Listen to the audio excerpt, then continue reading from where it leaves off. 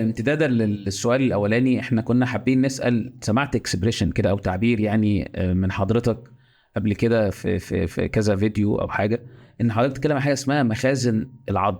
في مخازن، هل في بقى مخازن يعني بنجيب منها عظم ولا إيه؟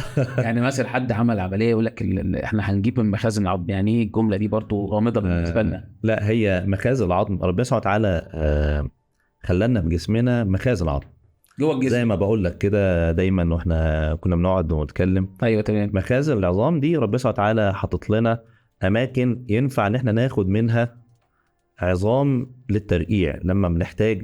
ايوه في الكسور المفتتة اللي قلنا عليها واحنا هنضطر نفتح ونحط اي تدخل بقى، سواء شرايح ومسامير او اسوان نخاعي، وفي ديفكت او في جاب في اماكن فاضيه هنضطر نحط فيها او ان انا بحطها حتى تساعد على الالتئام والتحام العظام. تمام. مخازن العظام دي كتيره جدا عندنا، ربنا خلق لنا كذا مكان اذا خدنا منه مش هننضر. عشان كده الناس ما تخافش لو قررنا ان احنا ناخد من مخازن العظام، سواء من الحوض او سواء من عظمه الشظيه او سواء من الجوع او اخر الريست. تمام. كذا مكان ربنا سبحانه وتعالى خلقه لنا ما فيهوش مشاكل ان ناخد منه متى احتاجنا. معلومه جميله وجديده يا دكتور عبد. طبعا شكرا.